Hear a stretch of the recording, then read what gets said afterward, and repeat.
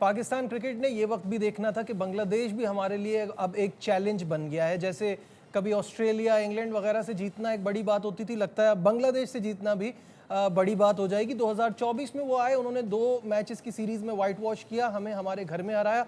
उस वक्त हमने ये सोचा था कि शायद कोई फ्लूक लग गया और शायद हमारी डिफेंसिव अप्रोच थी, शायद पिचेस हमने ठीक नहीं बनाई थी, तो इस वजह से हमें ये शिकस्त का सामना करना पड़ा। लेकिन बांग्लादेश ने ये साबित किया इस सीरीज में कि इस वक्त हमारी क्रिकेट का स्टैंडर्ड यही है। Taking nothing away from the Bangladeshi team, उन्होंने बहुत अच्छी क्रिकेट खेली, लेकिन यहाँ ये भी मानना होगा कि हमने बहुत ख़राब क्रिकेट खेली। ना बैटिंग हो सकी, ना बॉलिंग हो सकी, ना फील्डिंग हो सकी, ना कप्तानी अच्छी थी, ना रिव्यू सही लिए गए।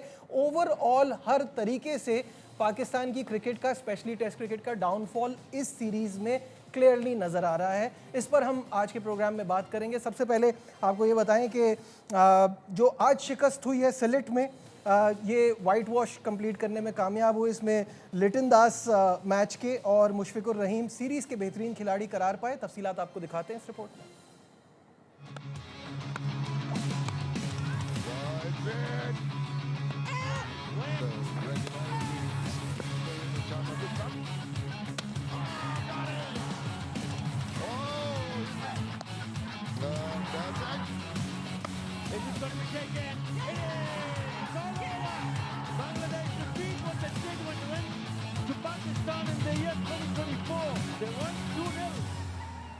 बांग्लादेश ने टेस्ट में नई तारीख बना दी। अपनी सरजमीन पर पहली बार पाकिस्तान को व्हाइट वॉश कर दिया। दूसरा टेस्ट 78 रन से मेजबान टीम ने अपने नाम किया।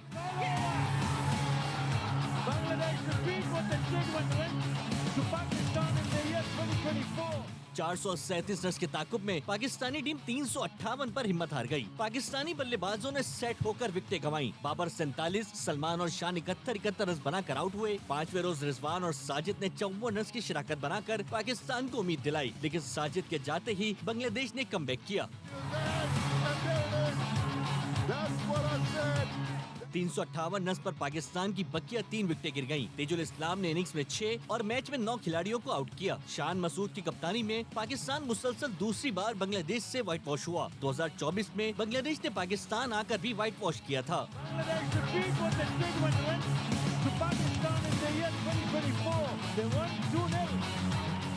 स्टूडियो में मेरे साथ मौजूद है स्पोर्ट्स कॉरेस्पॉन्डेंट शाहिद हाशमी साहब, और हमारे साथ वीडियो लिंक पर होंगे फॉर्मर टेस्ट क्रिकेटर जलालुद्दीन साहब। जलाल भाई, आपसे शुरू करता हूं। जो मैंने शुरू में कहा कि अब हमारा यही स्टैंडर्ड हो गया है, क्या आप इससे अग्री करते हैं? मैं तो 100% एग्री करता हूँ, और पिछले 10 साल से एक बात कह रहा हूँ कि हम जो अब प्ले डेवलप कर रहे हैं वो एवरेज प्ले डेवलप कर रहे हैं, और जो कि हमेशा मुश्किल सिचुएशन में परफॉर्म नहीं करेंगे, और जब आसान अपनी उनकी कंडीशन आएंगी तो उसमें परफॉर्म करेंगे। तो मेरा ख्याल है बिल्कुल सही बात है कि हम अब बी ग्रेड की टीम बन के रह गए। उसकी एक लंबी हिस्ट्री है, मतलब ऐसा नहीं है कि एकदम से हम ऐसा हो गए। बिल्कुल सही बात। हमारा जो स्ट्रक्चर है क्रिकेट का, चाहे वो ग्रास रूट से ले लें, चाहे उसको आप डिस्ट्रिक्ट और रीजन क्रिकेट ले लें, वहाँ पे जो जिस तरह क्रिकेट खेली जा रही है वो आज के मॉडर्न डेज से बिल्कुल मैच नहीं करती। जो भी हम प्लेयर डोमेस्टिक का जितना भी अच्छा प्लेयर बनाते हैं वो इंटरनेशनल लेवल पे जाके स्ट्रेट अवे कम्पीट नहीं कर पाता। उसके लिए मैंने एक प्लान दिया था पहले, तीनों लोगों के लिए दिया था, ग्रास रूट्स का भी दिया था और first class and the Pakistan team. तो हमें बहुत कुछ करने की जरूरत है, और ये जो आज हम हार गए हैं बांग्लादेश से, ये तो सिम्टम्स है ना। अब हमें भी हारे हैं। आप पिछले 5 साल से कोई क्वालिटी परफॉर्मेंस दे नहीं पा रहा है, मासिवाय कभी एक आध ऑन ऑफ आप दे देते हैं। आप समझते हैं कि आपकी क्रिकेट सही हो गई। वजह यह है कि क्रिकेट हमारी सही नहीं है। ऑन एंड ऑफ को एक आध प्लेयर किसी फेज में आके परफॉर्म कर देते, हम समझते हैं सब कुछ सही हो गया। ऐसा है नहीं। और जो सबसे बड़ी बात है वो ये है कि जब आप प्लेयर हो चाहे वो मैनेजमेंट हो, उनके ऊपर रिस्पॉन्सिबिलिटी एंड अकाउंटेबिलिटी वाला प्रोसेस है ही नहीं। वो एक दफ़ा ख़राब होते हैं और चले जाते हैं, कहते हैं मैं यहाँ सही कर दूंगा, फिर वहाँ वो 1 साल गुजार लेते हैं, फिर कहते हैं मैं कहीं और सही कर दूंगा।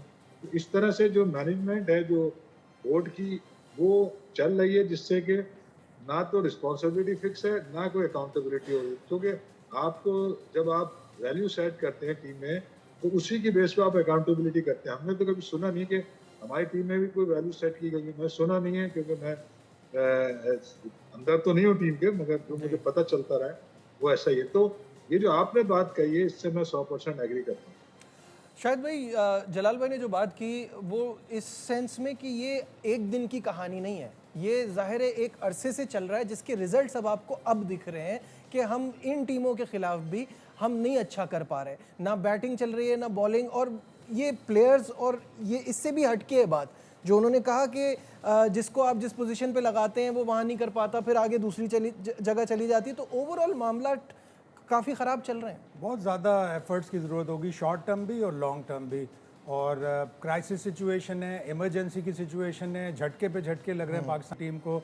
2023 के ओडीआई वर्ल्ड कप में हम अफगानिस्तान से हारे, जिनसे हम हमेशा जीते थे, वो पहला झटका। 2024 में हमें 2 झटके लगे। पहला झटका लगा हमें जून में जब हम यूएसए से हार गए T20 वर्ल्ड कप में। उसी साल अगस्त में हमें बांग्लादेश 2-0 हरा दिया, दूसरा झटका लगा।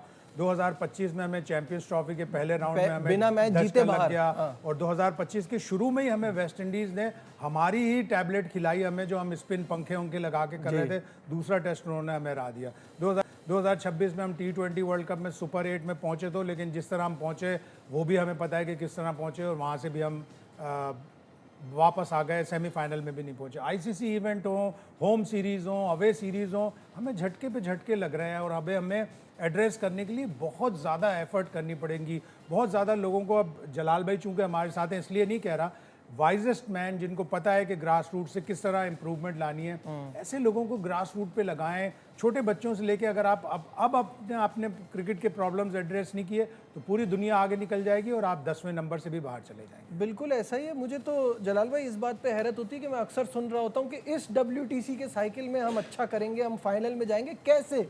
क्योंकि ये कोई जादू की छड़ी तो है नहीं जो चला देंगे तो आप फाइनल में चले जाएंगे। इस वक्त आप अपने बैटर्स को देखिए, लगता है कि वो अब 50, 60, 70 से ऊपर जाने का सोचते ही नहीं है। आप अपने बॉलर्स को देखिए, कल हमने वो स्टैट शेयर भी किया था स्क्रीन पे भी कि हमारी पेस बॉलिंग जो हमारी लेगेसी थी 37 की एवरेज है, यानी 62 बॉलों के बाद तकरीबन पेस बॉलर हमारा विकेट लेता है। हमारे स्पिनर्स ऐसे हैं कि उनके साथ अब पंखे ही लेके अवे भी जाना पड़ेगा, क्योंकि अपनी कंडीशन के बगैर तो वो विकेटें नहीं लेंगे। तो कैसे ठीक होंगी चीज़ें?